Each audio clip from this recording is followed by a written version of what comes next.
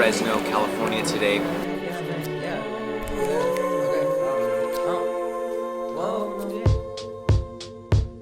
Okay, sometimes I hold my breath, yeah. I don't got no time to spare.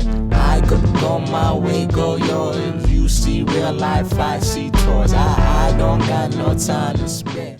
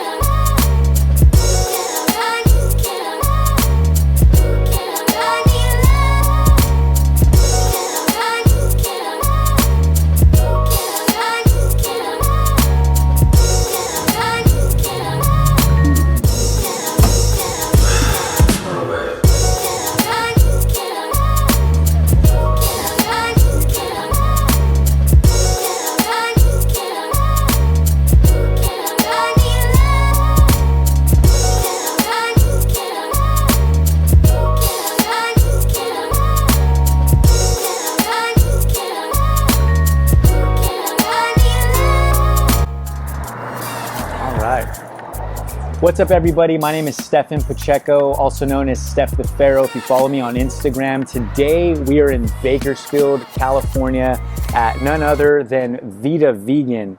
And I'm here with a special guest, Mao Granada. Thank you, Mao. I appreciate you having me in your home, you know, so I can experience the Vida vibes that, I mean, just naturally are emitting from the area. I've been coming here, Mao, let me tell you, for close to 2 years now, and I've told you the story already.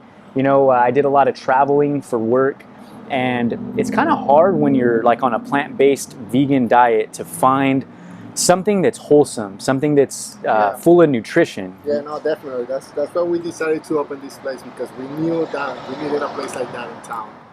In this area, not even here in beautiful Bakersfield, but in the whole area, there's not really a place like us.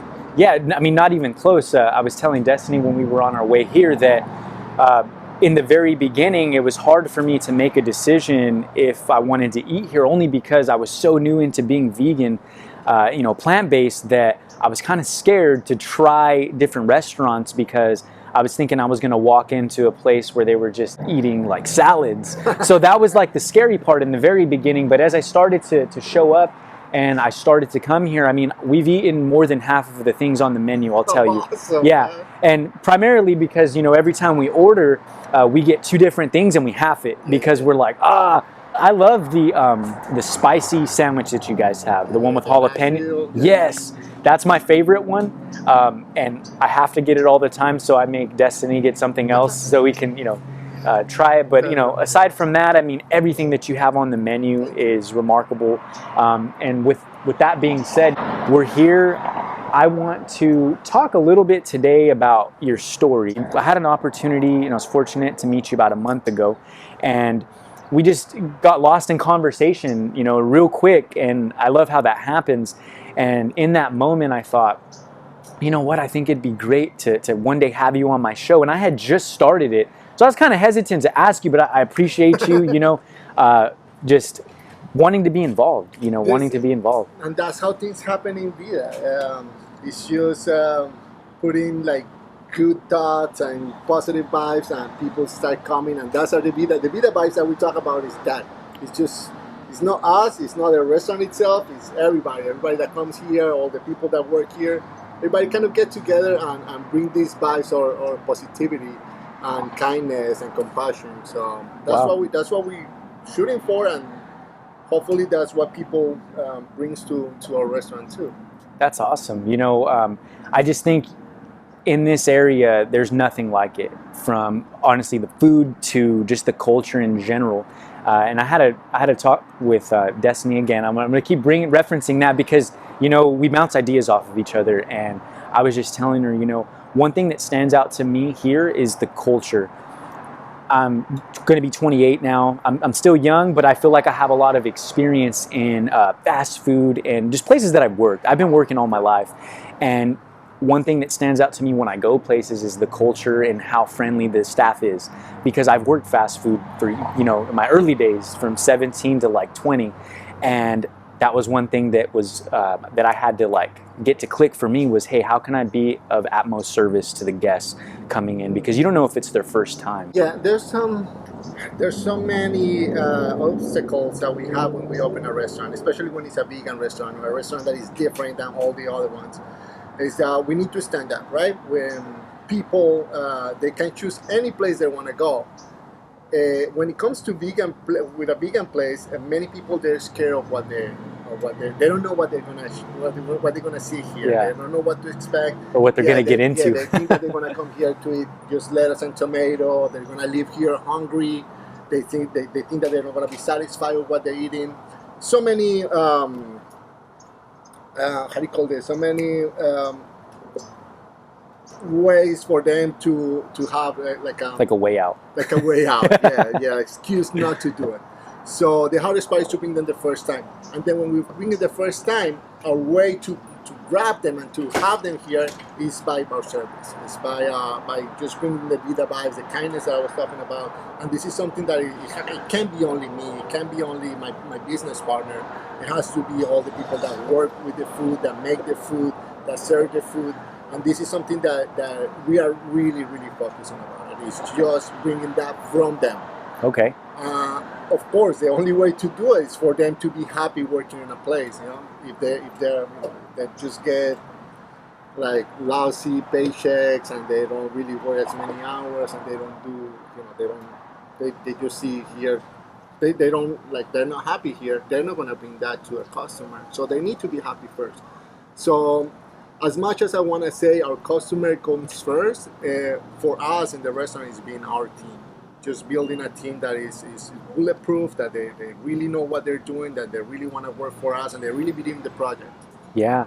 Finding somebody with that passion, the same passion that you have, because I think it's hard to instill that passion that you have for what you have going on to an employee, right? Yeah, I mean, it's hard. It's hard if it's not real. I mean, it's hard to do it if I want to fake it. Yeah, of course, I'm going to have to bring people that they have that passion, but they see that they're not passionate in me. No, they have to, like, the passion has to come from me, right? And then the kindness and the compassion and all the gratitude that you have to bring to our food and what we do here, it needs to come from inside. So the people that comes here and they want to work here, they have to understand that that's what we're doing, why we're doing it. And it's still it's a restaurant, it's a business. It needs to be profitable. It needs to be we need to be able to pay them. Yeah. But at the end of the day, the goal itself, in my mind, is to save the animals, is to be that good seed on this community, to bring a little bit of peace, to bring a little bit of kindness to the community. Wow. So that's my goal. The money, or the profits, or all these other goals that you could put in, they're just goals. They're in the back. They're one day, hopefully, I get to get them. But for now, I'm having fun and I'm enjoying and I'm finding happiness from the process. From the journey. From the journey. Yeah. Yes. And, that's something that's been more apparent to me I feel like in these last couple of years, is enjoying that process. I had a hard time enjoying that grind of getting things kind of lifted and catching that momentum. And it's easy because like nowadays I feel like our society, or just maybe my generation, we look for instant gratification. We have it from social media, we have it from like literally everything. And so, I mean, it takes something to from an idea, you've got to put the action in. It takes a lot of hard work behind the scenes to get to obviously where you're at. The problem when you have that kind of mentality is that gratification or that payback that you get, you have to wait. You have to wait for somebody else to give it to you, or some kind of situation to be perfect so you can get the happiness from that moment. When you focus on just living the happiness, it's like you get it from you. That this comes from you, so you don't have to wait on anything or any situation, or you don't have to judge, or you don't have to have excuses or anything like that, because everything that you find It's finding it from yourself.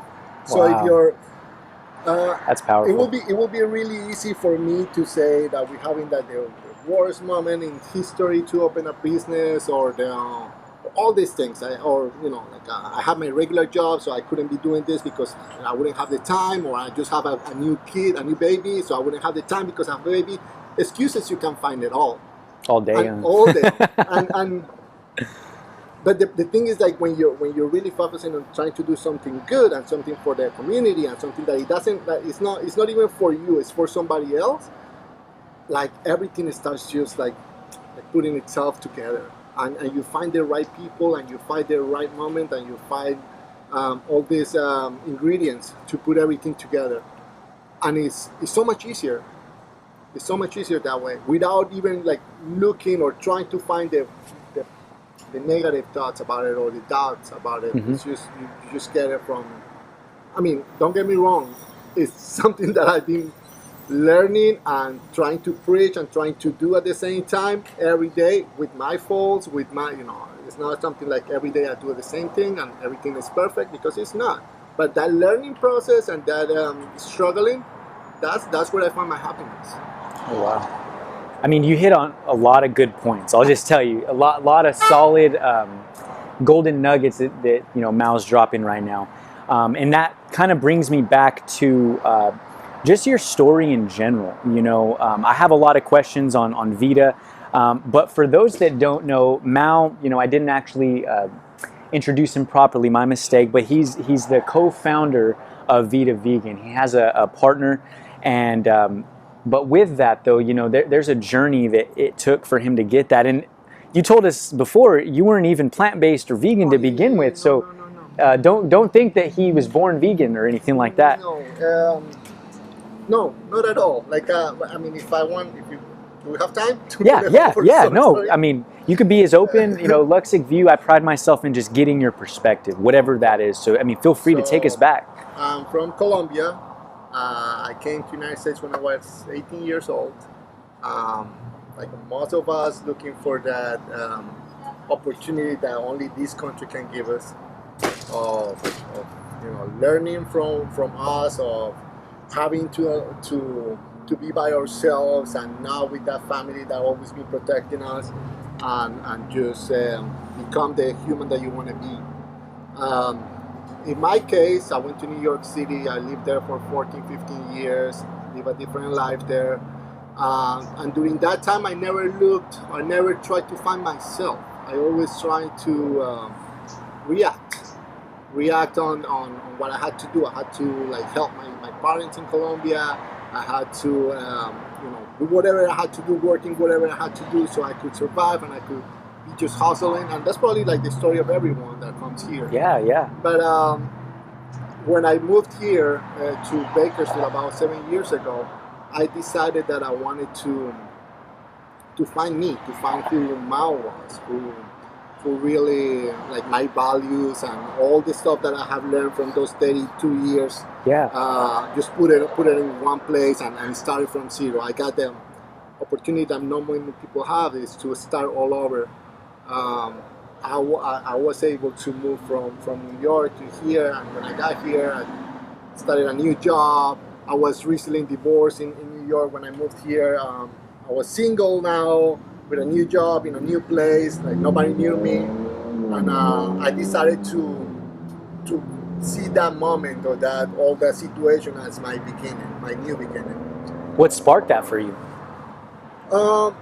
Probably the failure of I was married for 8 years before, and the failure of losing that relationship because of, I mean, like any relationship, you lose for many issues, but all my issues, I had to fix them if I really want to be able to grow from that moment. Grow from there, right? Wow. So that was probably the whole idea. And then when that happened, I started trying to eat better, trying to go to a gym, just working on myself. Was the biggest meat eater of all. No way. Yeah. Hi guys, come in. Thank you for coming. We didn't want to disturb you. No, you're good. Welcome. No, So that's fine. I was the biggest meat eater. I didn't never thought about the animals, even though I loved animals. I used to say I loved animals, but I was really happy eating them. And when I came here and started studying more about nutrition and what to eat and what not to eat and why not, and just put in information in that, and that's all it takes. You just need to put information in your mind. That's when I decided to just give it a try. Just give it a try to see how I felt, and I felt great. And that's something that will happen to anybody. Everybody will have the same experience. Well, because your body naturally craves stuff like that, right? Yeah. And I wasn't aware of that up until being on, a plant-based vegan style diet. There's days I'm craving strawberries out of nowhere. Just something wholesome. It took me 34 years to get to that point. That's when people tell me, "Oh, I could never do that," I'm like, "Yeah, at one point, I used to say the same thing." But when I was 34, all these things started happening in my life that it just made me realize that eating animals wasn't the right way to do it. Not only because of my health, now because of the well-being of the animals. And then I believe in karma, and I believe in everything bad that you do in life, you're gonna get it the same way that everything good comes full circle, right? Yeah, it can be any other way. Yeah. So you start feeling better because all these things happening, right? Mm-hmm. So all this brought me to start or trying to learn more about myself and all my faults and all the things that I'm doing wrong and I could do better. And it brought me to probably 3 principles that I have in life that I try to come every day, and every day I wake up. Those are the first three things that I think. Which is like compassion, kindness, and gratitude. Compassion, kindness, and gratitude. Compassion being the principle and being the first thought that it has to come in my mind. And it's compassion about others, compassion about myself. It's just seeing the life from the other eye's perspective. And I could tell you, like, we're talking about veganism, so about the animals. If I put myself in the cows or sheep or pigs perspective, then how am I going to act about that? And I do the same thing with my wife. I do the same thing with my son, with my co-workers here. With everybody, just started seeing them from their point of view, and that brings me that compassion. That brings me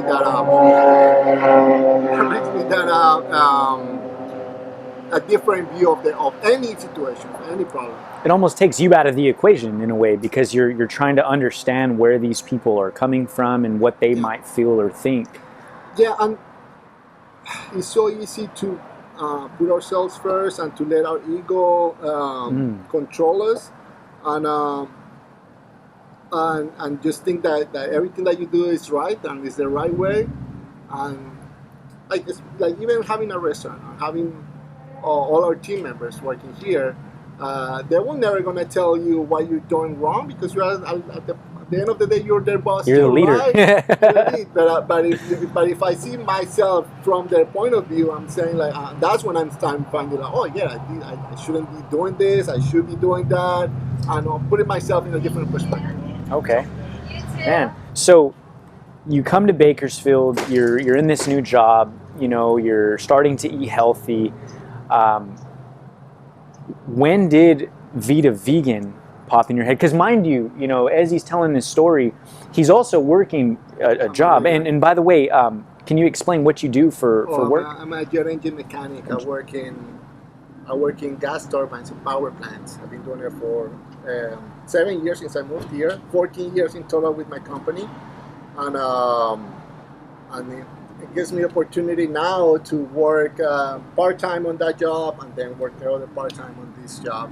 Like anything in life, everything just moves around and just fixes itself, so to put you in the right position to do things. The way you had that set up and the way you worded that, it reminds me of a gentleman, I don't know if you're familiar, his name is Jim Rohn. He was a network marketing, personal development expert, and he talked a lot about, I came across him when I was like 20, 21 years old, but he talks a lot about working part-time or full-time on your job and working part-time on your fortune. And he talked, and his story went a little like, I started part-time or full-time on my job, part-time on my fortune, and once my fortune met my job, I started to kind of like, you know, think things over a little bit. And then he basically kept his job until one day it was just ridiculous. Yeah, it was just ridiculous of why he still had the job, because his fortune just, you know, exceeded.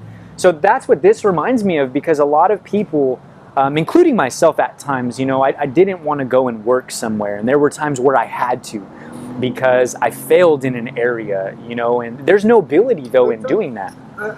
It's like you're like the whole life for all of us is different stages, right? At one point in my life, my regular job being a mechanic was that was my goal. That was I put all my efforts on that, learning and networking and trying to get myself to be in a good position there. Yeah.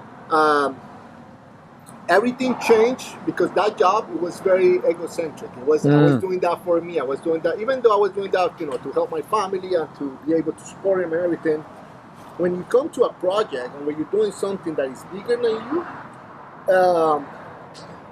that's when you probably find that passion. And that's probably when you find that urge of doing it, of learning. Even, don't get me wrong, like, it's not easy and you work a lot more hours than you work at your regular job. But it never feels like work, or it never feels like it's something that you have to do. It's something that you actually want to do. So that's been the biggest change of just mentality. And at the same time, if this wouldn't be my passion, or if this wouldn't be my call, to put it in one way, I will find excuses to do something else, and that's probably when the excuses is so much easier to find them when you don't really want to do it, but when you want to do something, you find excuses actually to do it. Wow. When we first opened the restaurant, oh wait, I want to tell you like the whole story about the restaurant there. So I've been, because I believe, because putting all these good things in my mind and this positive thinking, good things just comes to you. And the best thing that it has come in my professional life now is being my business partner. Someone that has another two businesses, very successful, and just saw in me someone to do business with. That's just blessings in my favor. I didn't have any experience about having a restaurant or having to deal with customers and with people. But he still believed in me and in my dream, and he put his 2 cents on my dreams too. Wow. So it was like almost a miracle in a way, like it just... Yeah, I mean, and don't get me, with my wife, we always talk about all this, like, why did he do it? Why did he took that chance? Like, it was a big leap risk for him, right? Yeah, big risk for him, because I don't know if I would take it right now, to be honest. With somebody else, but he did it, and he's been teaching me, and he's been a big part of he's the biggest part of Vida, to be honest. I mean, if I want to put it, he's the one who has the structures ready for this.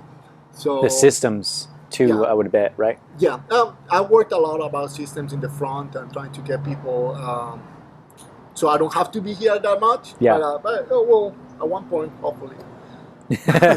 but yeah, so finding Alejandro was like the biggest blessing. And then how did you find him? He has a restaurant that he has a vegan option center. So I used to go there all the time to eat. My wife knew him already. He's really good at customer service and coming to tables and talking to people. So we started a conversation. We started a relationship about just about talking about vegan food and vegan and how to do this. Then I started coming to the restaurant, to his restaurant, to asking for clues, asking for just something that he could give me. Because then I started thinking about opening a restaurant. Then I started thinking about doing something for the community, something for Bakersfield. I always complained that there was nothing here in Bakersfield. My wife was, all right, so do something about it, right? Like she's like, and yeah, like if you don't like something, you have to be part of the solution, not part of the You problem, offer right? solutions before you just pitch Yeah, problems. so I started thinking about like that. We thought about it first, opening like a taco truck in something really small. I didn't have the experience, but Alejandro took it to a different level in so many ways. At one point, I remember that day. That was in October 2018. I went to a restaurant and I saw him and I was like, hey man, I need to talk to you. I had in my mind already like, hey man, like I don't know how we're gonna do this, but let's do something together. And he was like, oh yeah, I need to talk to you too. Let's sit outside. And he was like, you want me to tell you first or you want to talk first? I was like, let's talk at the same time. And we both were saying the same thing, like let's get together, let's do something together. Everybody could see here and see like the results of what it is. They don't see all the hard work that it comes from it. But when you do this hard work with someone that is putting the same passion and the same effort and the same heart on this, it's so much easier. It's so much easier. I don't remember any of the days that I had to work here like 24 hours as the hardest day. I always remember that as oh man, like we did it. You know, it was fun. Like we did that, and it was. And I'm thinking that I see it like that is because I see the same effort that I'm putting through my business partner. He's matching it. Or to all the people that work here too. I bet you that's fulfilling in a way too, because you don't feel like, that you're doing more or anything like that. And I think in any relationship, business, sometimes that might play a role. But I like how you're saying like, hey, he's matching my effort. And I think it comes from that same part of the heart of doing things for the right reason. When it comes to bringing everybody together, everybody needs to believe in the same project. Everybody needs to know why we're doing it. And I'm being very clear of why I'm doing it. I'm doing it because I want to save animals. Wow. So, yeah, I mean that's a powerful statement, and just to see it all unfold and to see and hear how it was, how you were building the train tracks for this, behemoth that you guys got right now. And I think during this time, it's you've had to overcome a lot. I was actually listening to one of your interviews with the news station in the very beginning of the pandemic, and just seeing how the community reacted to, hey, a post that they saw on Twitter, and to see a flux of just new clients. I mean that's beautiful Bakersfield right there. Yeah, that's not us. That's the mentality of being in a town that could be big but still feels like a small town. People like to help. People like to be part of this. I don't know any other restaurants, as I told you, like I'm not really like familiar with all this, but to see people that they really put their time and effort, not only their money to get food, but they come here and they travel from somewhere else far away, and they come here to give us that little support. Mm-hmm. That's the best day ever. That's the best thing ever. When I feel that, it's like that's why I'm doing it. I'm doing it for them. I'm doing it for, and people realize that, and people keep coming and keep doing that. And don't get me wrong, like opening a business and being a first-time owner, there's so many mistakes that we make, and there's so many things that we couldn't do better or we need to do better. But I feel like people are more forgivable because they understand that what we're doing here is way bigger than opening a restaurant to serve food and that's it. Yeah. And I feel like you can tell when, there's a difference. When you walk in the door, what you feel here is not what you're going to feel at some place that's just trying to give you a plate and, wave goodbye. I mean, there's a lot of different things. And one thing that you talked about the last time, we actually spoke was you like to do table touches. You like to see how people are going, and you encourage your employees. Hey, what I think you said 3 times is a minimum that you want your employees to come and touch a table, make sure, hey, is their silverware good? And that's important. Comes to the same thing. People could come to any restaurant, and if they're putting their money here and they're putting their effort to move and to come here to this place, we need to give them the results. We need to give them give them back what they're paying for. And saying this is like, if we make a mistake, and more than happy to fix that mistake. I'm more than happy to be there. But so I'm trying to get all my employees here, all the team members, to be honest about what happened here, about what it is, about if we make a mistake, yeah, we like own it and really try to solve it. Really try to. I don't know if it happens to you, but to me, like an apology is way more, weighs a lot more than an excuse. Like they could Yeah. be, I mean, no, I'll let you finish. yeah, no, like that's something that I'm always thinking about. My ego is not that big that I could come to a table and be like, hey, I'm sorry, we messed up. Let me fix it. What do you want? How do you want it to fix this? To me, that's way more important to be telling them like, hey, no, yeah, the stove broke or this happened or this. No. We just need to make sure that they feel that we feel their pain, that we put ourselves in their shoes and why, and then comes from it. That our response comes from putting ourselves first on their situation. I want to so bad just segue into what you said about the ego, but we'll bring that back up in a little later. So just following along in sequence with just like your story, and coming back to the conclusion of, hey, you found your business partner. At what point, like, did you guys see maybe early struggles or early success? Like, was it right away or? The success is daily. I found success since day one, and the struggles since day one too. But they're being part of the process. I haven't been putting awaiting my result on the good day and the bad day. It's more about having fun on every day, and somehow things happen. Like I could put it on an example. It's like when we first opened, when we thought that we were gonna open, we thought that we were gonna get this place, and like a month later, we were gonna be serving food. We had some problems with the sewer, and we had to wait probably like 5 minutes. For what? So, just fixing and doing a bunch of we were having issues too with paperwork, with permits and stuff like that. So having all that squared out, it took probably 5 or 6 months before we were able to open. It was 5 or 6 months our investment just was getting. And it's like almost out of your control with permits and bigger, yeah. And but there was no one moment that I saw that as a struggle. I didn't see it I saw it as a part of the process, at the same time that when things happen, when really good things happen and the place is full and we sold out on everything and all these things, it's just a day, and it's not that's not my peak. At the same time that the other stuff is not my rock bottom. I find myself, and I want to bring it to all our team, is that positive vibe of thinking that it's just you find the happiness on every day, on everything that you do. So it's probably my easiest way to tell you what it is to have a restaurant, because every day is a struggle.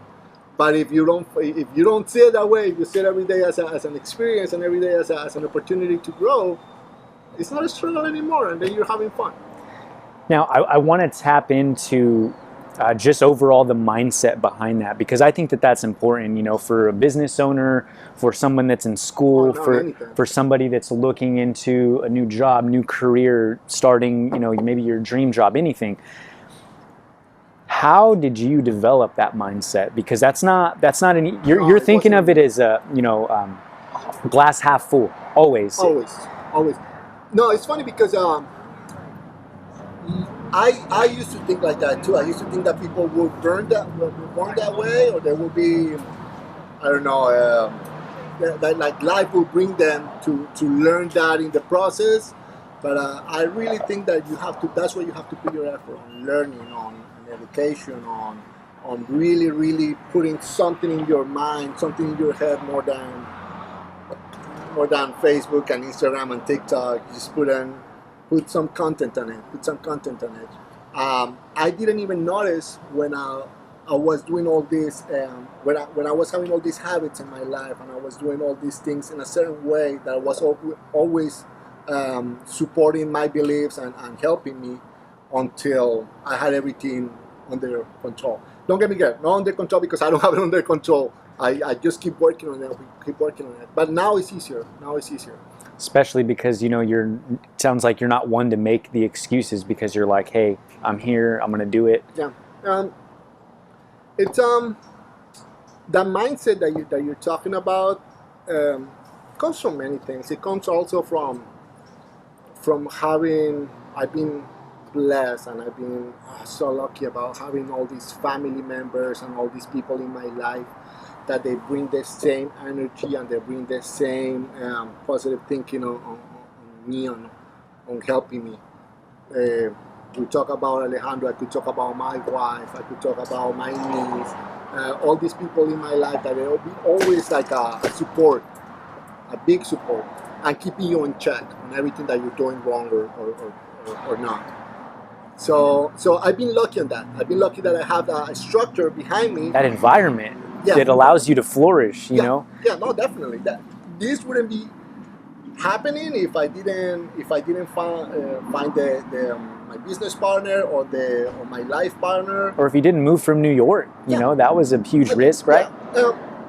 But that was probably putting yourself on that spot, you know, putting yourself in a moment that you're not really comfortable.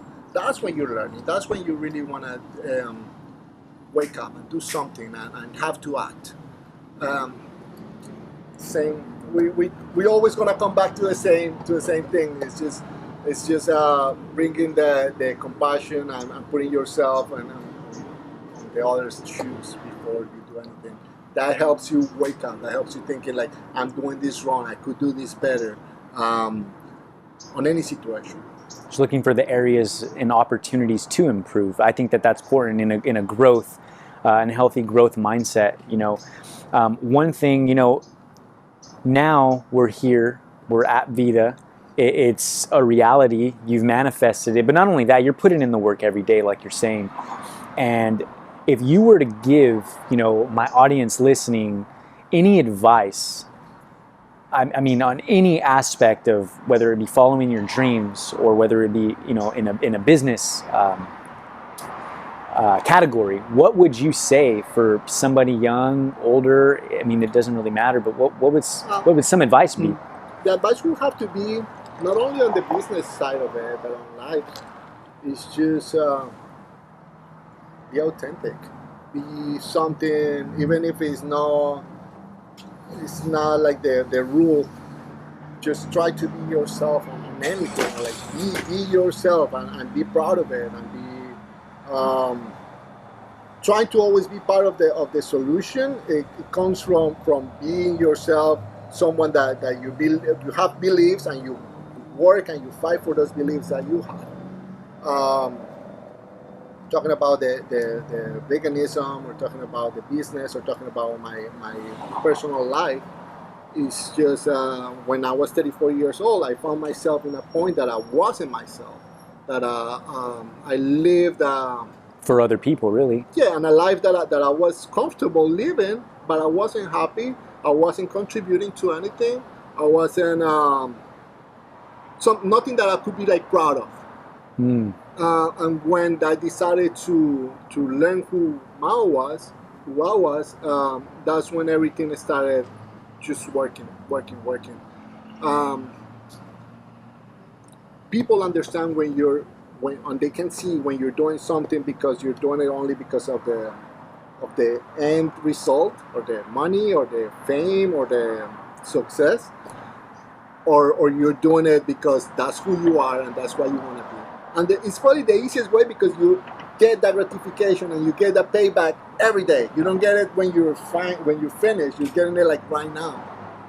So that would be probably the biggest advice I could give to my younger self. Just be authentic. Yeah, be you, like on anything. And that be you is like make you understand the issues that you have and trying to fix them too. Mm-hmm. It's not be you like, oh no, like this is who I am and that's how I want to be from now on. No, it's that this is who I am and I don't like this part of myself and I'm gonna fix it. But if you keep trying to live a life that is superficial or plastic, you don't never get to see all these flaws and all these things that you have on that you could fix, that you need to fix if you really want to go to the next level. It takes a lot of self-awareness to get to that and to be able to admit to yourself, like, hey, these are my faults, right? I think the ego. I think it's just it's an ego thing. It's thinking that you can do everything by yourself, thinking that you're superior and that you don't need help. That's never gonna bring you anywhere. We need everyone. We need Unity. Yes, definitely.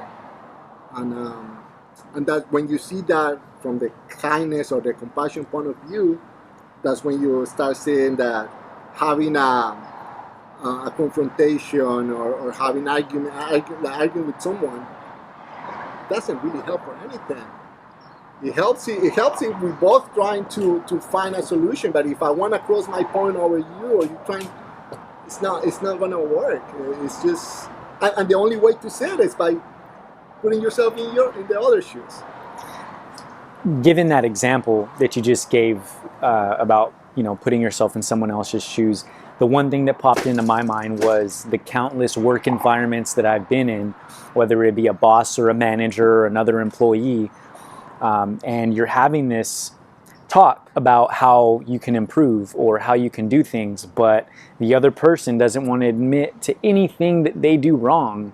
So it's almost like, you're having a conversation with a wall because your point, your perspective is not being heard to then be tailored to be fixed. It's just like, oh, okay, I'm listening to what you're saying and not doing anything about it. And I think as a business owner that is super important, what you're saying. But when you find people like that, the only way that there's no way that you're gonna win or that they're gonna win. There's no. It's just that they're not in the right place. They're not in the right moment. Their lives or their minds are somewhere else. So what you do with that is you just don't let that and negativity or that those, you don't get to you don't have to deal with that stress. You don't have to deal with that person.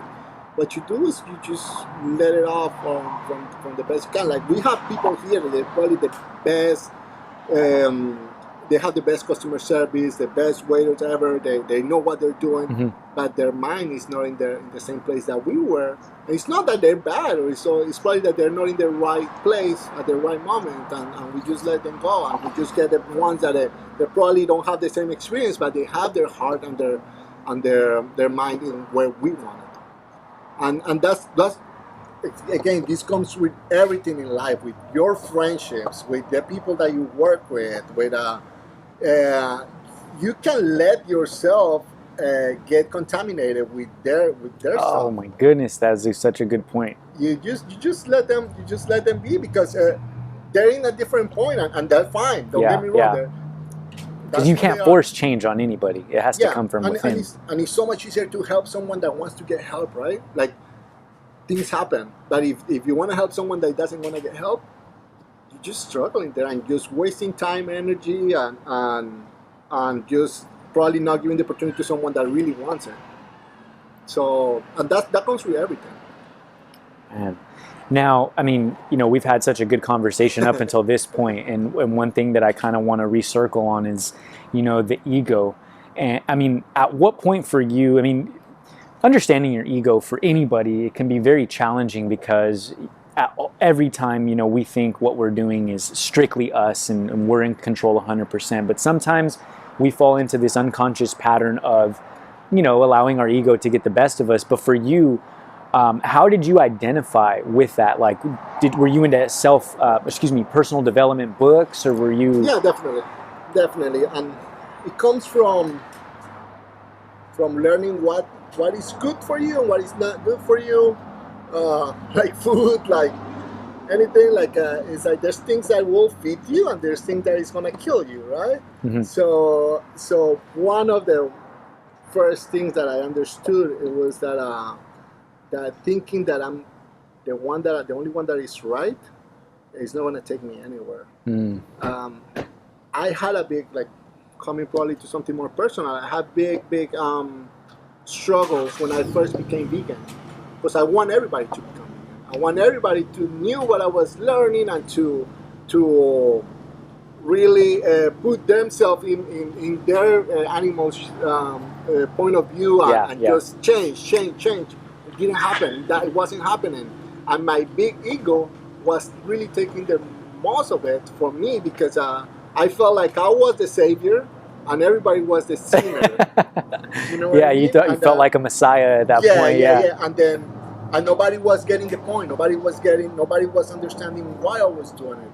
I was letting my ego really control me on that. Was this before the business? Yeah. Okay, Yeah, in your journey of being plant-based vegan? Yes. Okay. So that comes with my family, my wife's family, my friends. Oh, that's tough. Just family in general. Definitely.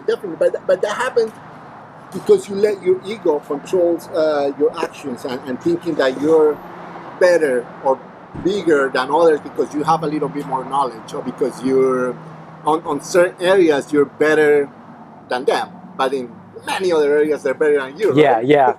So that happened to me, and that made me realize that the only way, if I want really people to change, is by my example. It's by doing things that just like people see it on me, and then being inspired by me. Because me talking is just my ego talking. Me talking is just thinking that I'm better than others. Me acting, it means I'm welcome people to follow me. And when I say it that way, I've been able to separate those two things. I'm being able to cross help my call or my views on things, help other people to understand my views without putting myself there as in the middle. So I get people here all the time that they never have vegan food and they think that they're nasty and they don't understand why it's happening or why it's going on. And my only job there is just to bring them a seed of kindness, a seed of compassion, of gratitude, of coming here and supporting what we're doing. And a good first experience, right? Yeah. No, but yes. But it's just like in my mind, I'm not gonna change them. I don't have the power to change them. I have the power to put a little seed in there. That I do. That I have. And then from there, hopefully it grows. Hopefully they see their life in a different point of view. As I told you, like until I was 34 years old, I would think like I remember my ex-wife for a while. She was a vegetarian, and I used to make fun of her because she needed to eat the protein. Yeah. Just all the typical. Arguments? All the typical things that most people will say that are not vegan or haven't given it a shot. Like, where do you get that? I know what you're saying. So, and she couldn't change me. So she couldn't change me because I wasn't ready for it either. I don't even think she's vegan anymore. But she put that seed there. And then that seed, then I started other people seeing it, and then I started watching documentaries, reading books, and then just life started just putting everything together for me to be able to support this and to be able to bring this to our community that had no idea about vegan food before. Right. Just being in the Valley in general, we're around a lot of dairy farms, we're around a lot of agriculture stuff, but you see all of the cows as you pass through all these little towns, and it's to me it's sad now. I see it through a different lens, right? Yeah. You're just like, oh man, I feel the same way. There were two things, Mao, that I want to capitalize on that you talked about very briefly, but number one, he said, without saying it, actions speak louder than words. You said acting shows more and influences more than me just talking, which is 100% true. Actions speak louder than words. And the second thing you brought up, it just slipped my mind right now, but you, dang it, if I remember, I'll capitalize on that, but you had brought it up. But what I want to kind of move into is just that journey. I wanted to ask you personally, because it's been a struggle in the very beginning for me, going from being a regular meat eater, thinking nothing was wrong, to going into adventuring and just learning about being plant-based. It wasn't even my idea. It was Destiny's idea. You know, one day she came to me and she's like, "We're going vegan," and I was like, "Oh, what is that? What does that mean?" So I started looking it up, and then I text her back, and I was like, "You're crazy," you know, with an emoji, and then she was like, "No, I'm being serious. You could do whatever you want, but by this date, I'm gonna be like raw vegan." And I remember thinking like, "Wow, like, how is that gonna work?"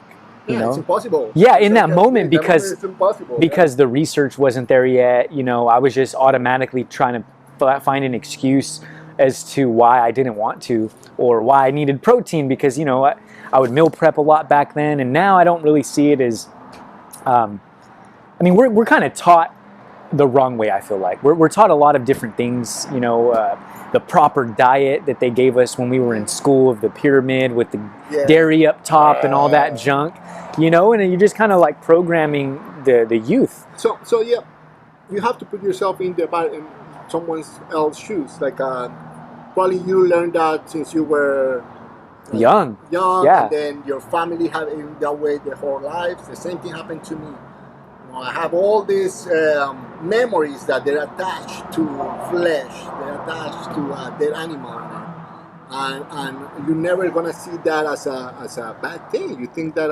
as your memories with your grandpas, with your mom, especially me being in a different country. So I have all these food that the taste itself will bring me back to a moment. But then that all comes from your ego. That comes from you. But then when you think about all these animals and all this injustice that is happening right now, and it happens all the time, and it just keeps happening. And it's just, and you're part of that process. You're part of that problem. It's up to you if you want to keep doing it. I don't suggest you doing it. I can't hope, like, it's a shame that I can force you to do it, to change your ways. But at one point, your heart and your beliefs and your ethics have to align with your ethics. At one point, this is your line. It happened. Like I see it, like the way I see it, it's if you probably could be the perfect husband, the perfect dad, you're bringing the food, you're the most everything. But if you're cheating your wife, you know, if you're not a faithful person, you could be doing all these things right, and yeah, you're good. Yeah. I mean. I see what you're saying. But at one point, if it doesn't get you, if she doesn't find out, you'll feel like shit anyway. I'm sorry, but you'll feel bad, right? That's the same thing happened with the stuff that you do. Like at one point, I was doing it without my conscience putting it, but once you started thinking, and once you started, like, you know that you're doing something wrong, start living from that place. Yeah, if you keep doing it, you're just not yourself anymore. You just I mean, I'm sorry, but I become very judgmental on that, because at one point you just have to be like, okay, no, like that's not right. And hopefully this movement and this way of thinking keeps changing, because it brings a lot more positivity to this world. It brings a lot more good vibes, and as you can tell, you can still enjoy great food, still feel that fulfillment of having a great meal without being part of that negative circle that it goes there. No, I mean 100%. And for those listening and watching, I don't know if the camera angle is showing, but since we started this interview, so many people have been coming and going, picking up food from here. Right now, it's pickup only, just due to the current restrictions that are on restaurants right now. But shoot, as you can see, there's no shortage of clients that are coming, and that's because the food is phenomenal. Yeah, I think it's just because Bakersfield people are awesome. To be honest, like we get these comments all the time, or people asking us, "Oh, when do you open another restaurant? Well, it would be great in this place, or it would be great on this other place." And I mean, hopefully one day, my plans and everything gets bigger, and the project gets bigger, hopefully. but I see that it is this successful is because it's in Bakersfield and because people is we got good people here and we got good people with Hard workers too. yeah, no, definitely. Mhm. People who want to do good. People who understands that is not only that you could do better. That you could help a little business like us or like any other. To be honest, like I tell other people here all the time, like you could go to any restaurant. Like you don't have to come to this restaurant. Like go to any local restaurant because we need you guys and people here in town. They understand that we are part of that community. And it's been helping us a lot. Like me or ourselves, like we don't really go to big places. We always trying to support the small businesses because we all understand that we're all in this together. 100%. I mean, that's an abundance mindset. It's not scarcity. You know, I had this conversation with somebody the other day where, you know, most people won't collaborate because of that scarcity mindset of like, oh, no, I need to have all of that audience or I need to have all of that. But that's just a lack mentality, you know? Yeah. It's not Yeah, coming yeah. from, or it's not coming from within. It's not, you know, that like, hey, the world is our canvas. We can do this together, you know? Yes. Especially at this moment and with the pandemic going, that's probably the last thing we should be doing. It's just thinking that we can be, or we all need to think that we need to be part of the solution. We all need to think that we all need to be honest with ourselves, with what we do, how we do things, and then really work for the better of the community. Right now we're closed. I know there's so many other restaurants in town that they're open, and Closed for dining. closed for dining. Yeah, what we're, I did. we're open Yeah. for pickup and for deliveries, but not for dining. But there's some other restaurants here in town that they're open, and myself at the beginning when all these things happening, I was like, why are you doing this? You know, you're really putting other people in danger, and you're like, why are you gonna get well, you know, that's not the law. You're not doing the things that we're supposed to be doing by the CDC. But then I started thinking about them and how they think, and they're having all these issues, and they're probably really struggling to pay their employees and all these things. Don't get me wrong, we do too. Oh, so this was from business owners. You were getting Yeah. kind of this Oh, like yeah. backlash from. Yeah. But I'm no. I was thinking. I was putting them. Me being probably a little bit egocentric. I was thinking more like about them. Like why are you doing that? Like why are you doing that? Because they have a business that is open and people can go in. They're probably gonna go in. They'd rather go there than come here to eat. That was my thought at first, and then I was thinking about them and how they're really doing. I don't know if they really need to be open. I don't know any of that. Like I'm happy, and we're happy that we have this big support from the community that we don't really need to be serving people right now here for being able to survive. But I mean, it's fine for us. And now the way I'm thinking is like, all right, everybody do whatever they have to do to survive, and hopefully we all can get together, we all can help each other, and we get out of this soon. Seriously, something needs to change, right? With just all these regulations that are going on. Yeah, it needs to change the way we see problems as just black or white, and we can see it or red or blue, and just seeing it like something that we can contribute to help to fix, and something that is a homework that we all have to do together. Now that brings me to a topic that I want to talk about. In the midst of 2020 has been an interesting year for everybody. You know, we had the pandemic, and then I was looking through old posts of mine, the beginning of January, and I'll probably show you a little later. But I was on Instagram and I shot a live in your parking lot, January 31st of 2020, and I was talking about a lot of it at this time. World War III happened. I don't know if you remember that. You know, all these crazy things were going on, and I was just telling everybody like, hey, don't fear, don't pay attention to the media because so much stuff is going on. And I was saying it's only going to get worse. You're going to, everybody's in this like fear state of mind right now, and you don't need to be there.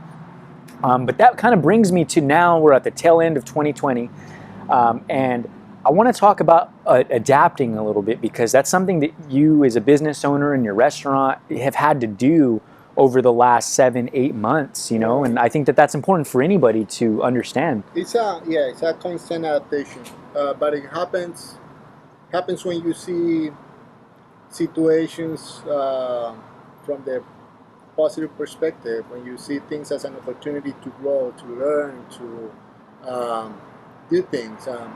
I remember when this first happened, our sales went down 80%, 90%. It was like there was no way that we were going to be able to survive at that point. And the only thing that brought us, the couple weeks that we were really bad, it was a bunch of good things. It brought us all the pastries that we're doing right now, all the donuts that we're doing right now. In the midst of all this, we were able to now open a juicery. So now we have a juicery, it's a Vida juicery with other people. Wow. The adaptation happens. It's like anything in life. When you're uncomfortable, that's when you start like thinking, when you start like moving. Under pressure, you're just like, dang. Yeah. And that's what happened to us. I see this year as a year that we've been just growing and learning, and I'm thankful for all this. Thankful for not being sick, for Amen not to having that. any of our customers or our employees sick. That's what I see from this year. If I'm being honest with you, I can't see this year as a bad year. I see this year as a year that it brought Vida to a different level. And don't get me wrong, 2021 could be more challenging or less challenging. I'm going to say it the right way. I'm going to say it the way that it will help us. I'm never going to say it the other way. That's, I think that's imperative to growth, though, for anybody. And that's important. And one of the reasons I like to bring individuals on my show is just because nobody's life is perfect. Everybody's battling different things, whether it be silently or in public. And, I believe that there are like so many experiences that you can have and emotions that some people can take that lesson or your life story and implement it in their life some way, shape, or form, whether it be just by us planting this seed for somebody to try vegan food, and that's the other point I wanted to tap on earlier. You had said, all I'm doing is planting a seed. And I put a post the other day of a tree. We were in Sequoias, and I took a picture of this tree from like the ground up. Massive tree. And in that moment, I like to think of my life as like a little more spiritual on that side. And in that moment, I was just sitting there. Destiny and Hayden were taking pictures, and I took a picture of that, and I was like, you reap what you sow at the end of the day. And that's where that just little tidbit came from. And you spoke on that earlier. You just said everybody that comes in the restaurant, whether they be vegan or not, if they've tried vegan food or they haven't, all I'm doing is planting that seed. But that's important because it's not just planting seeds in individuals, it's for yourself too. You reap what you sow. Definitely. I think something that I wouldn't say this generation, I would say like most people, we all do is try to live our lives like we are in a race, and we're gonna have to win the race, and we have to be better than the next one. Comparison, right? Comparison, yeah, all the time. But it's so much easier, and it's so much. You get all this gratification when you find that happiness on giving and helping and trying to do better for somebody else without even thinking about what's coming your way. Man. The funny part or the crazy part, this is how the world works. It's just that all that stuff, it just comes back to you. It's that intention behind the action, right? Brother, I have the best family ever. I have the best team here ever. Everything in my life, I won't say that there's no bad things happening.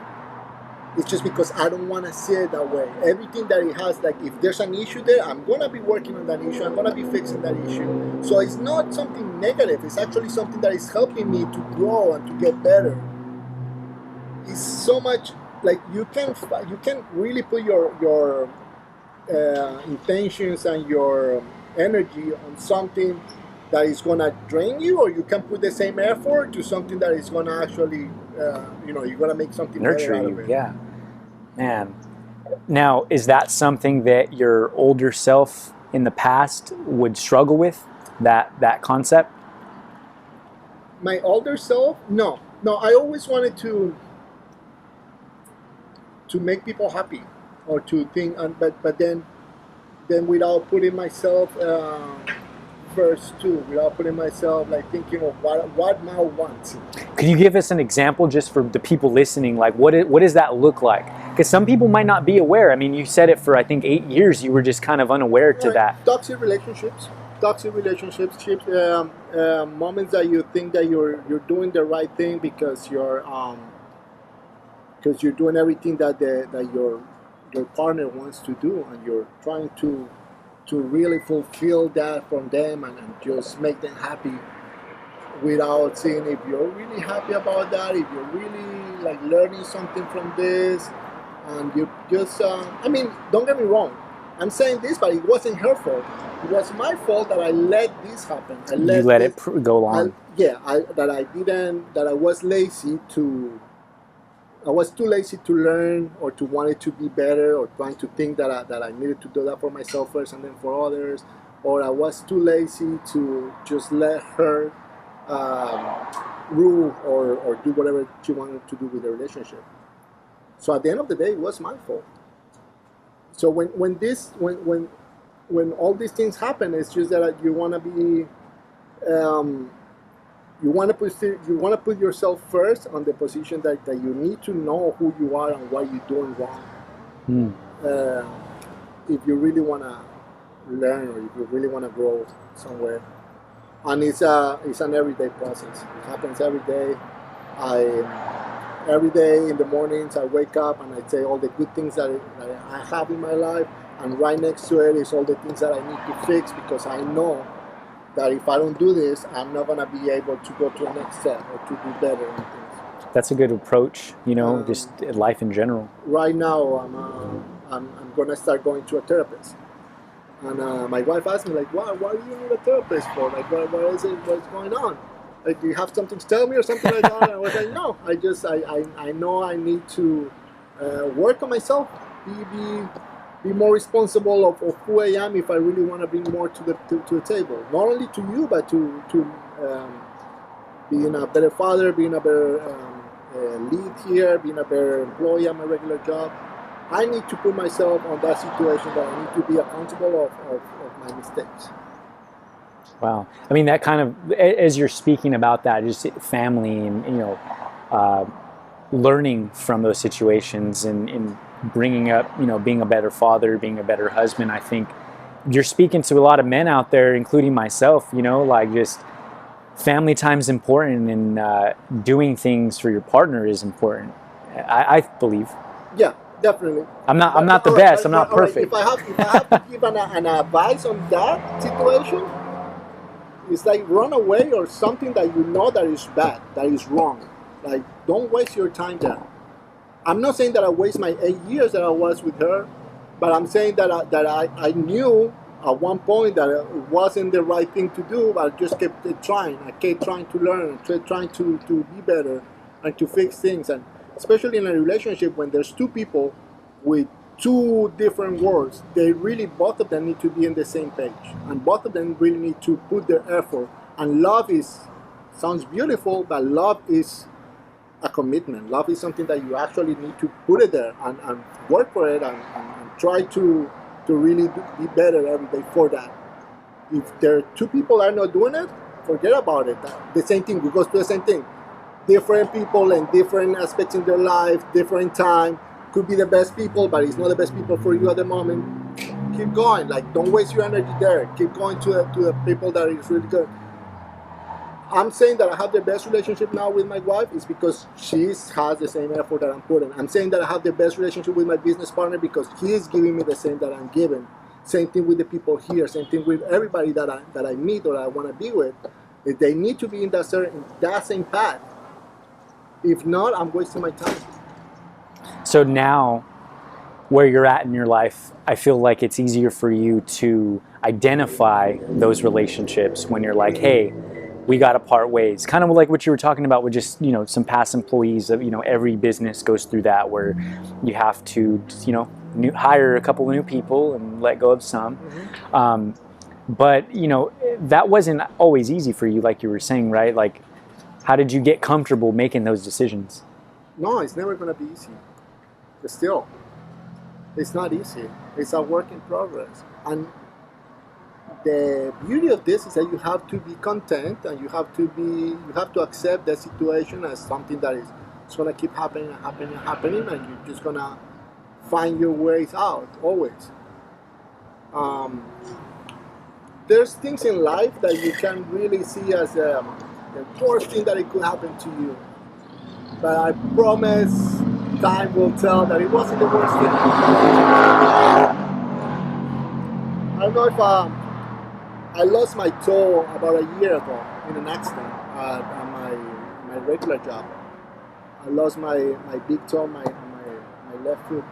And I remember that moment, those days, really dark, right? Really something that too much pain, too much uncertainty. Like I didn't know what I was gonna do. I didn't know if I was gonna be walking the same. How am I gonna support my family? How am I gonna have a business now if I'm not gonna be there? All these things can happen. All these things in your head that it could give you just doubt feelings, doubt, thinking that.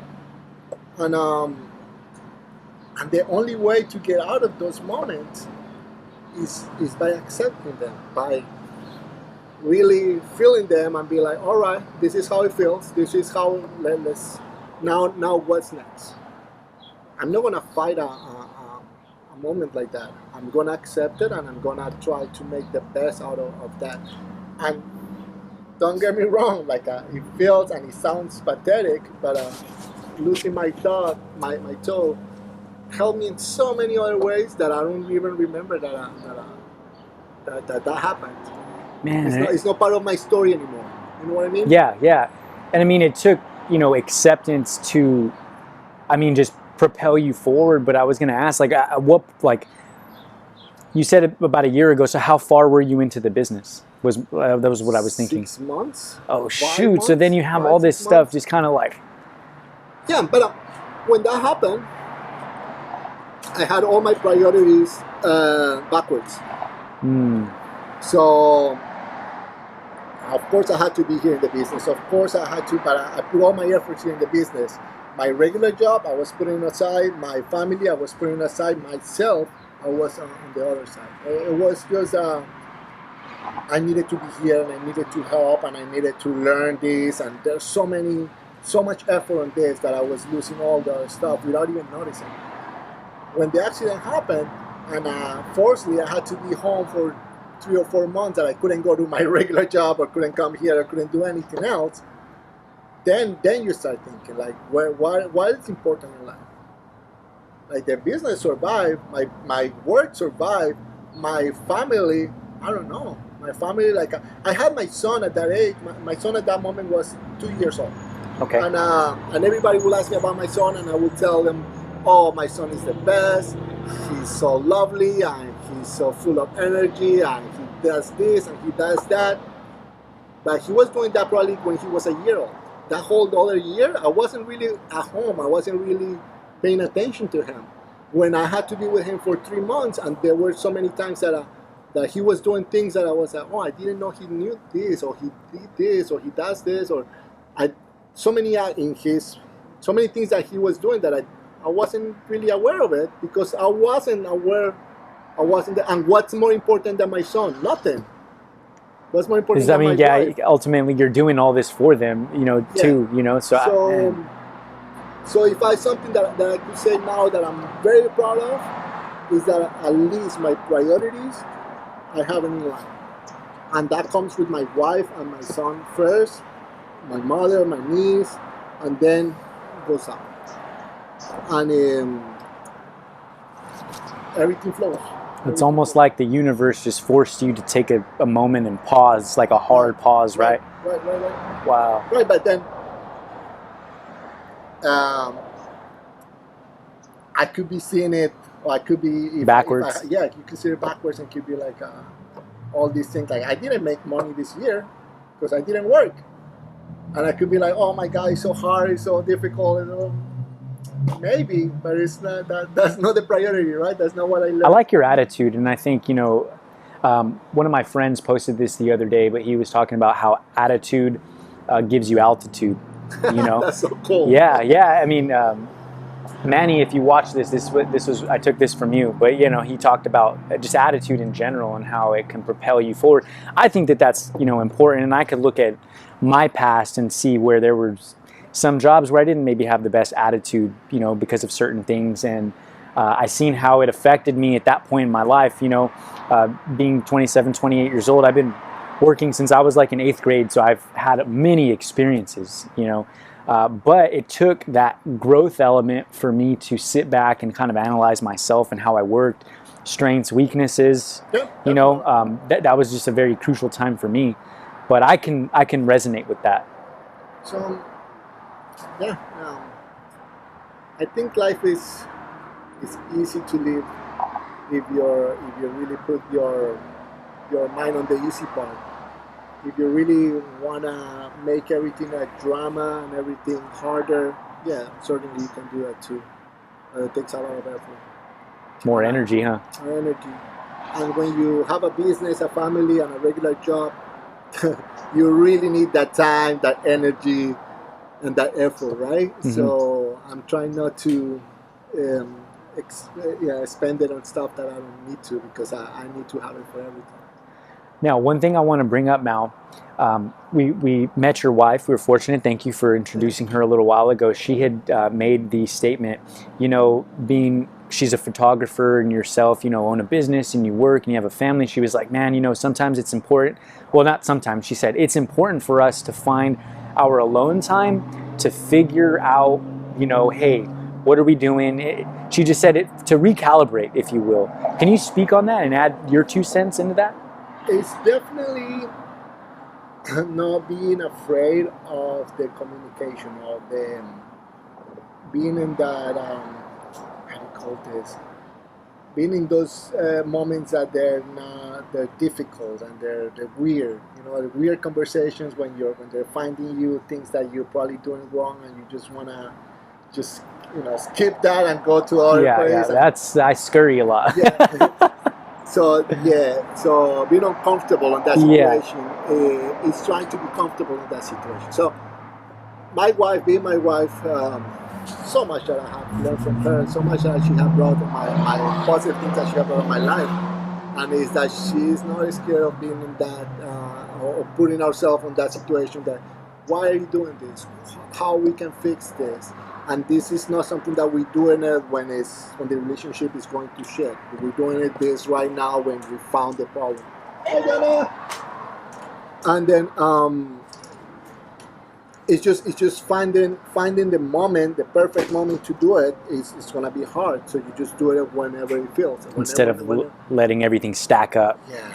So with her, she knows how to drive me around. She knows how to take me to one place to the other without me losing my mind. Of course, she's not gonna do it the day that I've been working here the whole day and I have to go home. Yeah. No, that day she treats me amazing, right? But fixes you dinner. No, I bring food for dinner. Oh, okay. but she knows when to have this conversation, and that helps me a lot, and that helps the relationship a lot. And we know that Nico, our son, even though we love him and he's the best thing in our life, has his own life and he has his own things to do, and he's gonna be his own person with his own needs. So we really work in ourselves and our relationship, because my goal is to grow old with my wife and being able to, at the end of our days, be like, whatever we did it with purpose, and we did it with our heart in it.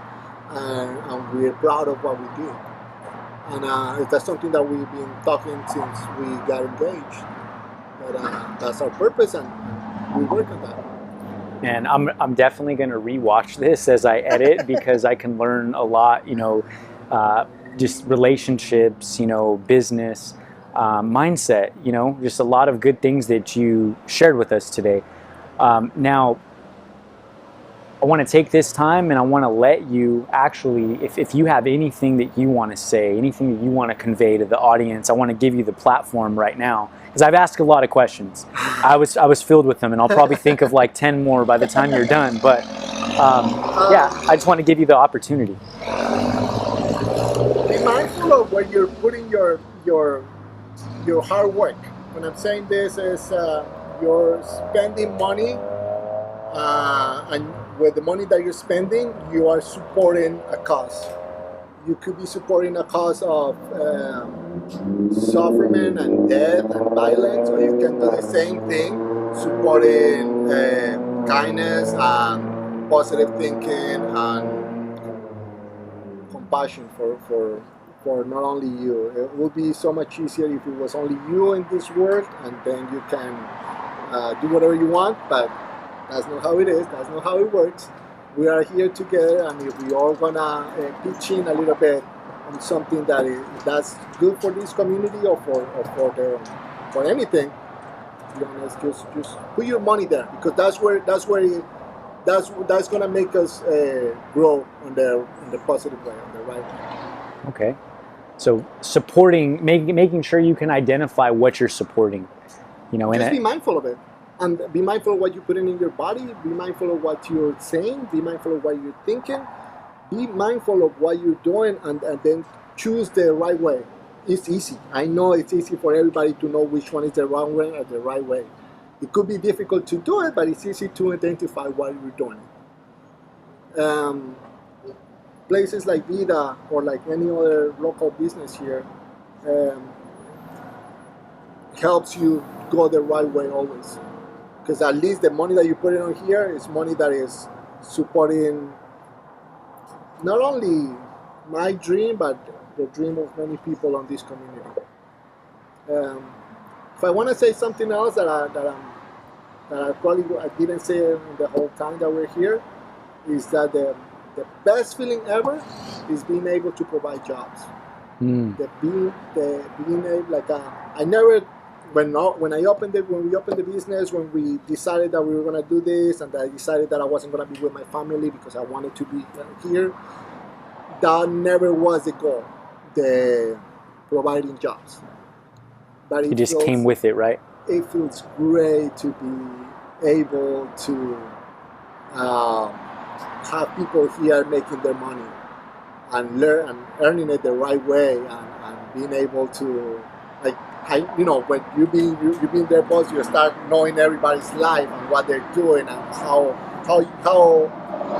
this whole project and this whole business is providing that to that family, to that mother, to that son, and that's the best thing ever. And that's been my payback. That's been like my goal being. How can I say this? That's been that's bringing all the love and the kindness and the compassion to a result, to something tangible, something that we can feel, is being able to provide just for them. That's a powerful statement, because it's not like you're that aspect of it. Obviously it's not selfish, because you wouldn't be able to do what you're doing without them, right? Oh yeah, definitely. No, not at all. It's not, and that's something that Alejandro and I, we've been always, every time that we talk about our business, that's the first thing that comes to our mind. Is like, we wouldn't be doing this if it wasn't for them. Like, this is them. This is not us in any way. It's just them, coming here every day and showing up, and just. And putting their best face, because everybody has issues. Everybody has things in their house, but when they come here, they are more than ready to bring kindness and compassion to everyone that comes here. Yeah. So a lot of valuable, you know, content that I you've really thought that provided we were us. going to be talking like for 15 minutes or 10 minutes. I'm so sorry, you know, if this took up, you know, a good portion of your evening. I always tell everybody, you know, hey, you know, be as open with me as you want on the show. I appreciate it. My audience, sure, you know, as heck will appreciate it. But I just want to let you know, man to man, I'm blessed that you took the time for me, you know, for the show, for the people, because at the end of the day, you know, I realize that I make my money elsewhere, you know, very similar to yourself. And what I want to do is inspire others, empower others, because I came from a place of self-doubt when I was younger, you know, just by the way I grew up. Not that it was bad or good or anything, but I had a lot of learning to do. And I, at that time, wished that I had mentors or role models that would have instilled that in me, but I learned the hard way. And I'm grateful for that because it made me who I am today. It gave me some resilience, some, you know, of the mindset that I have, some of the perspective too, just going through the journeys of life and what it brings. And, you know, I embarked on this mission of Luxic Vue 5 years ago, and you know, it started out as like a clothing brand. And I was going to tell all of you, I was going to tell you this in a voice note, but I was like, you know, I'll just tell them in person because it's just too much to figure out where everything is at. But started out as like a clothing brand, and it resonated more to me because of what it meant, of what the name meant, of what, you know, my vision was. And at the end of the day, I was never passionate about clothing. I didn't stop, you know, but I was never passionate about it. And it wasn't until I was by myself in a room trying to design things that I'm like, I don't want to do that. I'm more emotionally attached to what I'm talking about, because like naturally, you know, I wasn't a public speaker or anything in high school, but Really? yeah, in college is when it started to develop, you know, for me. I took speaking classes, and I was in a company that was like network marketing based. And so I had to speak in front of crowds and things like that. So I started to get very comfortable with it. And one thing I started to realize early on was I like helping people, whether it be mindset wise, whether it be advice, whether it be anything that I could do to serve them, really. Because in network marketing, you know, it comes from like a place like, yeah, you're in it to make money and to like build a community. But what it comes down to is falling in love with the people that you're doing business with, and wanting to see them grow just as much as you want to grow. And when you have that same vision and you're matching that same energy, it's like, wow, the world is ours for the taking, you know? I was going to say that. I mean, you're telling me that, or you're thanking me for being here, but it's just like, no, man, like this happened just because you bring the same energy and you bring the same you bring the same to the table, and it's just, that's how it goes. That's how it comes. It's easy. It's just easy when you say it that way. And if anybody will be like just learning about all this mindset growing, the first thing that they have to lead on the side is that it's something difficult. There's nothing difficult, and yeah, you'll find excuses if you want to make difficult. You'll find excuses if you want to make it the right way. You'll find the solutions to do it. So this is how it happens. It's not something that you learn one day. It's something that you have to be pushing yourself and putting there all the time until you get some kind of like habits or thinking habits, doing some habits, doing some things. That's how you really grow, by consistency, not by doing it one day. That's for sure. Man, one thing I took from you from our last meeting, I asked you very early. I don't know if you remember. I was like, hey, what do you do to manage your time? Because I'm not that great. And I asked you, and you're like, you know what? Priorities, schedule. And since that moment, I feel like I've been getting a little bit better at doing really? it. Yeah. So cool. You know, I mean, I got a plan for all of these, you know, interviews that I'm doing, and I got a plan outside of everything that I'm doing. So it makes a lot of sense. That's my wife. She's really good at it. I'm just trying to learn from her, to be honest. There's certain things in life that you have to do if you really want to put your mind in a clear space and you want to do the right things. You have to stop reacting, and you have to start doing it your way, doing it the way that at your rules, not as other people's rules. So don't get me wrong, I fight with this every day, but every day at the same time I try to wake up early, exercise, meditate, drink water, What else I do? Oh, cold showers. Cold showers are really, really important in my life, and they're just awesome now. I wouldn't think like this 2 or 3 years ago. I wouldn't even think that that was a good thing to do. I would think that my mother-in-law tells me every day that I'm going to You're get crazy, sick. or I'm gonna get sick. But, especially now that it's colder, right? Yeah. I jumped yesterday. I jumped in the pool, and she was like, "No, why are you doing this, mijito?" And she was always scared about that I was gonna get sick. But no, it's just putting all these things in life that it will benefit you, and if you do it daily, it doesn't use a lot of effort. You don't have to. It doesn't cost you much. Mm-hmm. Because it comes part of the day, it's part of what you're doing every day, and then it's so much easier to use that energy that you have for something that you actually plan or you actually want to do, or something that the Instagram wants you to do. Well, wow. For those that are going to be tuning into this, take what he said to heart, not just because Instagram, that man. So many people, I feel like, live in that. And, I think a couple years ago, I was probably guilty of it as well, but it's something that you don't really realize when you're in it. I think we're all guilty. It's just have to keep fighting, keep trying to do it the right way on anything in life, on the diet that we have, on the relationships, on our relationship with spirituality that we have, or anything. You just have to keep trying to do your best.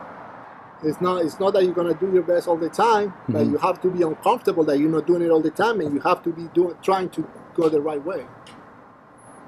That's so true. A lot of people, I don't feel like will get to that point, and that might be my ego talking, but going back on something you were saying is feeling being humble, and having that humility to where you're not thinking that you're better than anybody because of, you gave an example of yourself when you were first looking into being like plant-based and vegan, when you were sharing your story, like you did a little while ago, telling about how like, hey, you were trying to preach to the world why it was like the right way, but I think, just having, like I said, that sense of humility and being humble, in a way can help you on that journey as well. Mm-hmm. Yeah, no, definitely.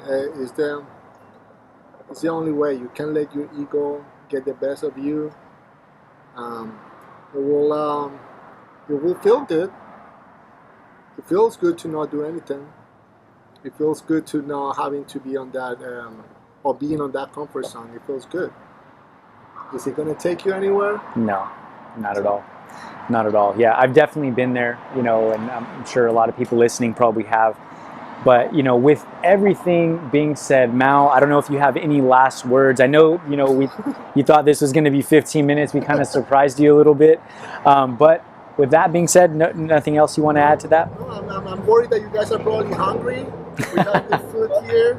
Oh, we're definitely hungry. No, just want you guys to, I wanted to actually thank you for what you're doing. This is part of the process. This is part of what we're saying, that the community gets bigger and people will understand better when they see two normal people like you and me just trying to put our 2 cents there and trying to make it better. Somehow, we don't even know who's gonna watch this. We don't even know who's gonna what's gonna actually resonate on someone.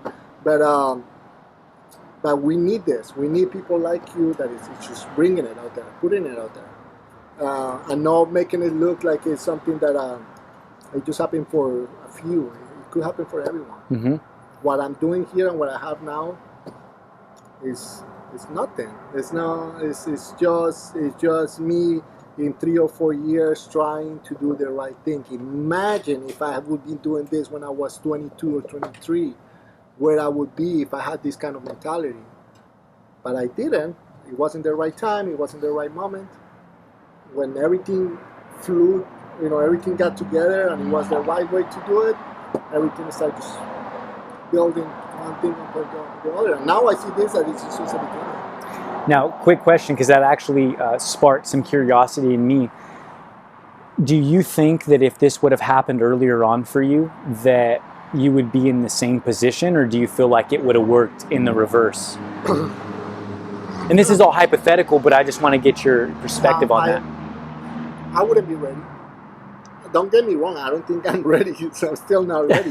But I wouldn't be ready years ago, 2, 3, or 4 years ago, 5 years ago. No, I wouldn't. My mom wasn't there. My priorities were all messed up, and now that I see it, I'm thankful of having them, or having everything that I will imagine right now. I'm thankful for all the things they're coming, because I know they're better things. I know that what I'm doing, or what I'm trying to do with this business and with my business partner is just the beginning. It's just it's something that we can grow and we can share with more people. That's for sure.